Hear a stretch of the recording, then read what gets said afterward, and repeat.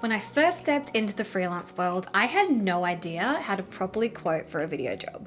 I stumbled my way through my first few quotes, feeling like I couldn't charge too much because I didn't have enough experience, but then putting hours into a job and then coming away feeling overworked and underpaid. It took some time and some trial and error, and definitely some pep talks from mentors to have the confidence to put my prices up and really charge what my skills were worth. So if you have just stepped into the video production industry or are fresh out of film school, or you've decided to make a career change, I'm here to tell you it doesn't have to be so daunting to quote on your first video job. So this video is all about some of the things that I've learned along the way, building up my videography business, and some tips for how to quote your services when you're just starting out. Get paid for value, not for time. I think it's really common to get this idea in our head that we can do it easily and we can do it fast, so we shouldn't charge that much for our services. You know, it's only going to take me an hour to do this, so I'll charge for 1 hour of work. Sounds fair. But the thing is, you have studied and refined your skills for months, most likely years, to be able to get to the point where it only takes you an hour to do it. So when you're putting a quote together, remember that the client is paying for your knowledge, your experience, your skills, and the value that you are going to provide for them, not the time that it takes you to do it. Another way to look at it too, maybe your client is totally capable of putting a video together and editing it and uploading it to their social media, but they hire you to take that burden away from them because they have their own clients to take care of. You are providing a service that is helping them to grow their business and give them their time back. You are charging for the value you are giving them, not for the time it takes you to complete the job. Negotiate the work, not the price. If you really want to take a job but the client doesn't have a big enough budget, don't drop your prices to accommodate that. Instead, you may approach it with something like, "Hey, I understand you need to keep the budget small, and I'd really love to help you out. Well, I can't offer you my full package at the price you're offering. What I can do for you is this." And then tell them what amount of work you're willing to do for the price that they're offering. This could mean less shooting, or maybe you do the shoot for them and they source another option for the editing. It could mean less bells and whistles on the video, or they do more of the heavy lifting and organizing, so there's less work for you in the front end. Remember, you are running a business, and running yourself into the ground for a client who doesn't have the budget that you're asking for is not going to leave you feeling fulfilled at the end of that project. You may not even bring your best work to the table if you've lowered your prices just to get the client. Don't be afraid to lose a client. I know when you're just starting out, you want to get every single client possible. Cash flow is everything, and you will do almost anything to get that job, and that can be okay in the short term, but that's not going to help you grow or attract the clients that are going to respect you and value your services. Once you're starting to get up and running, you have some systems, you're starting to develop a name for yourself, don't be afraid to say no to a client when it just doesn't feel right. And you'll know in your gut when it doesn't feel right. It could be something that they say, it could be the way that they come across where you feel like they are going to be that nightmare client.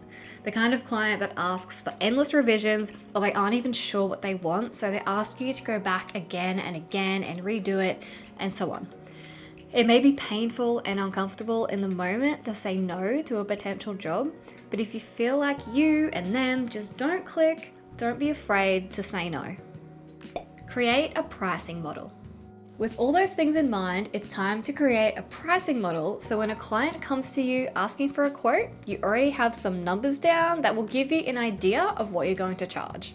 To do this, you can figure out how much you want to earn per hour and then calculate realistically how long it's going to take you to carry out this job. And when I say realistic, this is something that I had to learn the hard way. My first few quotes went a little bit like this. Hey, it's only going to take me X amount of hours to film this and X amount of hours to edit. But I didn't really take into consideration the revisions the client would ask for, all of the time traveling and setting up for a shoot, finding music for the video, creating titles, graphics, color grading, exporting, uploading, All of those small things that are included in bringing a video together take way longer than you think they're going to take. Always give yourself an extra buffer of time in your estimation because you're more than likely going to use it. And if you pay for editing software, have subscriptions to stock music or footage sites, factor those costs into your price too. Then go and see what other videographers in your area are charging for their services. I'm based in Brisbane in Australia, so I could search Video Production Brisbane in Google and check out what other companies' prices are. You could use this as a guide and work out from there a number that you feel comfortable with charging. When I first went freelance, I actually approached 3 small businesses and offered to make them 1-minute promotional videos for free because I had no current videos that were 100% my own that I could show to potential clients. I treated these jobs as I would treat any paying client. And in the process of this, one of the businesses actually loved their video so much, they paid me to make 3 more videos for them out of the content that I'd already filmed. From there, I also made contacts with other small business owners who saw me creating these videos and wanted promotional videos of their own. Welcome every opportunity with open arms because you do not know where it's going to take you. How much would it cost if you hired a team to do the project for you? Another thing to think about when creating your pricing model is consider how much it would cost if you were to hire a team to do the work on the project for you.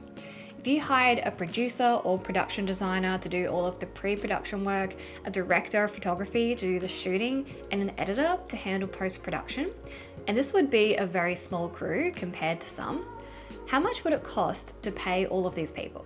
Because even if it is just you wearing all of these different hats and you feel like you can't charge that much because you're just one person, you're doing the work of 3, 4, 5, maybe more different people. So remember to value your own skills and your own craft as an artist when you're putting your pricing model together. Get clear on the deliverables. Once you've developed your pricing model and you get approached by a potential client, it's important to be really clear what they expect of you and what you expect of them. Agree to the amount of work that you are going to do and the price upfront so that there are no surprises and no pushback when it comes to paying the bill. Be really clear on what the outcome of the project is going to be. Have this in writing in the form of a formal quote, and it's a good idea to also get your client to sign a contract so both of you know where you stand and what is going to be delivered. Shooting for experience versus shooting for exposure. The last thing I'd like to talk about is shooting for experience versus shooting for exposure. If you've been in the industry for even 5 minutes, I'm sure you've had an offer to shoot something for free for exposure. When something like this comes up, think about what it's actually going to do to enhance your skills or put you in front of the right people. And what I mean by this is, say you're approached to shoot a music video and the producer is saying, we can't pay you now, but it'll be really great exposure. Who exactly are you going to be exposed to? Most likely it'll be fans of that artist. But are those people actually the kind of people who are going to want video services from you? Probably not. And I'm not saying that it's a bad idea to ever do something like this, but it's about weighing up whether it's worth your time to do these kinds of jobs. And this is what I mean by shooting for experience. If an unpaid job like this gives you great experience, then yes, it absolutely might be worth your time to do it. You may meet other creative people in your industry that you can learn from or work with in the future. You may get the chance to refine your skills and do something really creative and fun. Maybe you'll get to use camera gear and equipment that you don't have access to yourself. Or maybe as part of the agreement, you can use this piece for your own personal showreel. But if it's a case of you spending days shooting this project and the team seems really unorganized and it's unlikely this video will ever see the light of day, maybe you should wait for the next one that comes along. I hope this video helps you put together a solid pricing model and helps you to feel more confident in quoting your first client. Check out this video about what to do when you land that first client and make sure you subscribe for more video tips and techniques.